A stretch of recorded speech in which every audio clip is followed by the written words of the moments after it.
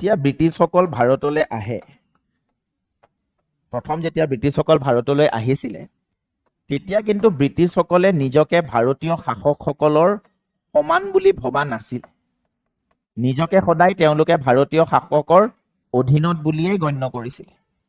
আৰু সেইকাৰণে সেইখিনি সময়ত ব্ৰিটিছে আহি ভাৰতীয় শাসকসকলৰ পৰা অনুমতি বিচাৰিছিলে কাৰখানা স্থাপন কৰিবলৈ।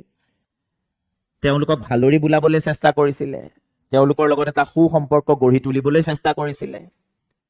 আৰু বহুবাৰ এনেকুৱা হৈছিলে যে ভাৰতীয় শাসক এজন যদি কোনো এখন যুদ্ধত লিপ্ত হৈছে, তেতিয়া ব্ৰিটিছসকলে তেওঁক বিনামূলীয়াকৈ সামৰিক সেৱা আগবঢ়াইছিলে।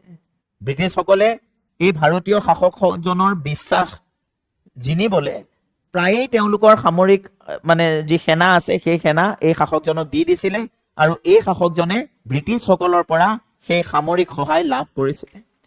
ব্ৰিটিছসকলে নিজৰ সেনাবাহিনী যেতিয়া দিছিলে, সেই সেনাবাহিনীৰ সহায়ত এই ভাৰতীয় শাসকজন বিভিন্ন যুদ্ধত জয়ী হৈছিলে।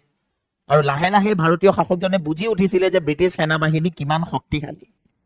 যিজন শাসকৰ বিৰুদ্ধে তেওঁ যুঁজিব, যাক তেওঁ হৰুৱাব, তেওঁতো বুজি পাব যে ব্ৰিটিছ সেনাবাহিনী কিমান শক্তিশালী।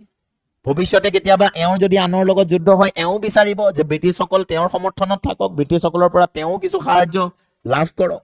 ব্ৰিটিছে এওঁকো কেতিয়াবা সহায় কৰিলে, এওঁৰ লগতো সুসম্পৰ্ক গঢ়ি তুলিলে। আৰু লাহে লাহে এনেকৈ ভাৰতীয় শাসকসকল ব্ৰিটিছৰ ওপৰত নিৰ্ভৰশীল হৈ পৰিবলৈ ধৰিলে সামৰিক সেৱাৰ ক্ষেত্ৰত। তেওঁলোকৰ নিজৰ সেনাবাহিনী ইমান শক্তিশালী নহলেও তেওঁলোকে নিশ্চিত আছিল যে ব্ৰিটিছসকলে যদি আমাক সহায় কৰে তেনেহলে আমি যুদ্ধত জয়ী হ'ব পাৰিম। আৰু এনেকৈ যেতিয়া লাহে লাহে ভাৰতীয় শাসকসকল ব্ৰিটিছৰ ওপৰত নিৰ্ভৰশীল হৈ পৰিবলৈ ধৰিলে, তেতিয়া ব্ৰিটিছসকলে ভাৰতীয় শাসকসকলৰ সমমৰ্যাদা দাবী কৰিবলৈ ধৰিলে।